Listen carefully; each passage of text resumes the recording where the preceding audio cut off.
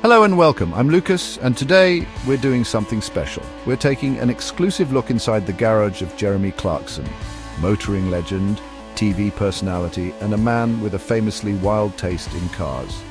For years, we've watched him thrash supercars and rant about electrics, but what does he actually choose to own? Today we'll see the cars Clarkson calls his own, a collection that's as bold and unpredictable as the man himself. From American muscle to British luxury and maybe even a sensible German hatchback, this is the definitive tour of Jeremy Clarkson's garage. Buckle up for strong opinions, fascinating stories, and a whole lot of glorious noise. Let's get started. Let's kick off with a statement. The Ford GT. American muscle cars are usually about brute force, but the Ford GT is different. It's a true supercar. Inspired by the legendary GT40 that beat Ferrari at Le Mans, the GT is raw, loud, and utterly thrilling. Its supercharged V8 is a beast, and the styling is pure aggression, low, wide, and menacing. It's not practical, the electronics are moody, the alarm has a mind of its own, and getting in or out is a workout. But turn the key, and the V8 explodes to life. All the flaws fade away. Every drive is an event, dangerous, exhilarating, unforgettable. The Ford GT isn't about comfort or tech, it's about noise, speed, and adrenaline. Even a trip for milk feels like a race. It's a car that demands respect and attention, and it rewards you with pure, unfiltered joy. Sure, it's tried to kill me a few times, but that's part of the fun. The GT is a reminder that the best things in life are a little bit wild and a lot of fun. It's the American dream, refined just enough for British roads. That's why it's here, front and center in my garage. It's flawed, frustrating, and absolutely brilliant. The Ford GT is a supercar with soul. It's a piece of history, a piece of art, and a piece of my heart. For me, it's the ultimate American machine, and it's not going anywhere. Next up, we head to Italy. From American muscle to Italian drama, the Lamborghini Gallardo. If the Ford GT is a sledgehammer, the Gallardo is a scalpel-sharp, stylish, and utterly theatrical. Before the Gallardo, Lamborghinis were beautiful but unreliable. Then Audi took over and brought order to the chaos. Suddenly you had a Lamborghini that started every time, with air conditioning that worked and electrics that didn't catch fire. Purists worried the German influence would ruin the brand, but they were wrong. The Gallardo kept the wild V10, the outrageous looks, and added dependability. Mine's a Spider, because a V10 should be heard, not muffled.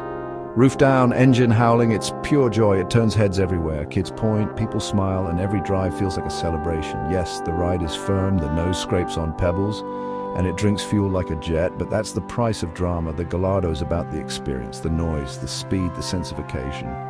It's not practical, but it's not supposed to be. It's a car that makes you feel alive. Every drive is an adventure. It's the pinnacle of a certain era. Naturally aspirated, loud and flamboyant.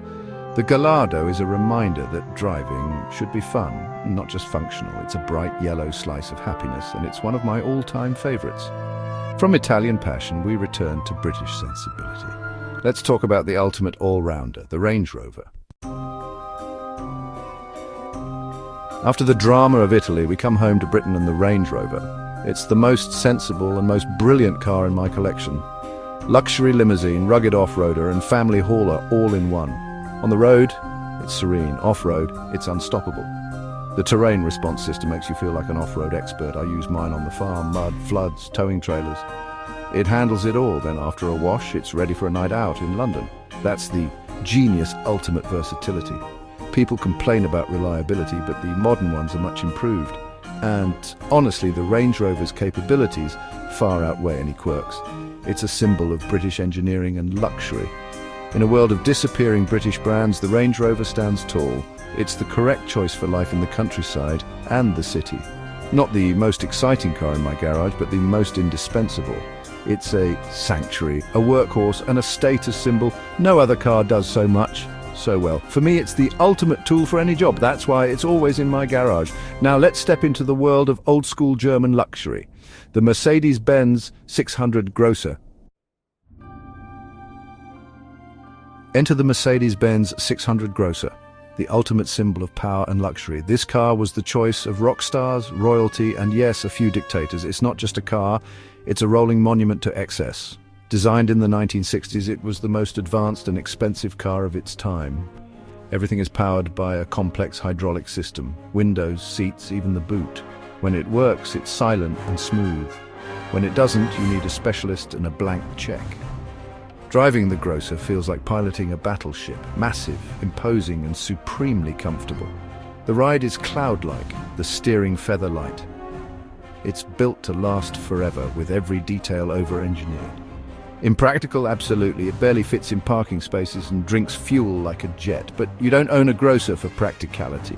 You own it for the sense of occasion, the history, the sheer audacity. It's a piece of automotive history you can actually drive. Every switch, every stitch feels expensive and deliberate. The Grosser is a reminder of an era when cars were built to be the best, not the cheapest. It's grand, it's serious, and it's impossible not to love. I feel privileged to own it. From German opulence, we return to Italian passion, this time with a twist. Let's talk about the flawed, beautiful Alfa Romeo GTV6 and why every petrolhead needs one. You're not a true petrolhead until you've owned an Alfa Romeo. For me, the GTV6 is the ultimate Alfa, beautiful, flawed, and utterly captivating. Designed by Giugiaro, it's a work of art on wheels. The heart is the legendary Busso V6, one of the greatest engines ever made. The sound is pure operatic magic. Every rev is a thrill. But Alfa being Alfa, there are quirks. The gearbox is at the back for balance, but the linkage is vague at best. The driving position is odd, the pedals are offset, and nothing is where you expect. Ergonomics? Forget it. But none of that matters when you fire up the V6 and hit a twisty road. The handling is balanced, the steering full of feel, and the engine sings. You're not just driving, you're wrestling, you're connecting, you're alive. The GTV6 is deeply flawed, but that's its charm. It's frustrating, illogical, and will let you down. But it has more soul than most brands have in their entire lineup. You love it because of its flaws, not in spite of them. Every true car enthusiast needs to experience an Alfa. The GTV6 is my reminder that passion always beats perfection. Now, let's get practical with a twist of fun. The Volkswagen Golf GTI, the people's supercar, let's see why. Time for some German efficiency. The Volkswagen Golf GTI. It's the answer to almost any motoring question. Practical, fun, and affordable. The GTI invented the hot hatch, everyday usability with a shot of adrenaline. It's fast, fun, and you don't need to be a millionaire to own one. The Golf GTI is subtle, no silly wings, just tasteful touches and that iconic tartan interior. The genius is in the balanced, punchy engine, sharp handling, comfortable ride. It's built like a bank vault with space for the family and luggage. Each generation gets better, but the DNA stays the same. It's the sensible choice that's also the fun choice. In a garage full of exotics, the GTI is the dependable friend. It's always ready, always enjoyable, and never out of place. The Golf GTI may not have the drama of a supercar, but it's a true hero in its own right. It's a car you buy with your head and love with your heart. For me, it's the ultimate all-rounder. Now for the grand finale, British luxury and power, perfectly blended. The Bentley Continental GT, the iron fist in a velvet glove. Let's finish in style. Our final stop, the Bentley Continental GT. This is British luxury and supercar performance seamlessly combined. When VW took over Bentley, they gave the brand the resources to build something spectacular. The result? A Grand Tourer with a monstrous W12 engine, smooth, silent, and devastatingly fast. Press the throttle and you're propelled forward effortlessly, cocooned in handcrafted luxury. The cabin is a masterpiece. Leather, wood, and metal, all finished to perfection. Double-glazed windows keep the world at bay. It's like a stately home on wheels. The Continental GT devours miles in comfort and style. Unlike old Bentleys, this one can handle corners too, thanks to four-wheel drive and clever suspension. It's not a lightweight sports car, but for its size, it's remarkably agile.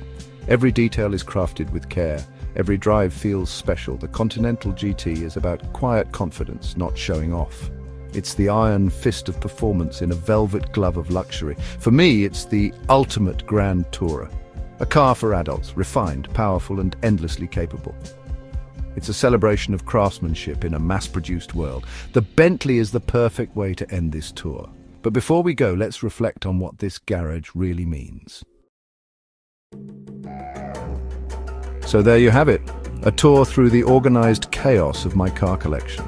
It's a mix of power, passion, precision, and charm. Each car tells a story and has earned its place for a reason. This isn't a collection for investment, it's for driving and enjoying. There's no single best car. It depends on the day, the road, and your mood. Now, which one would you take for a spin? Let us know in the comments. Thanks for joining me, Lucas, on this exclusive tour. Until next time.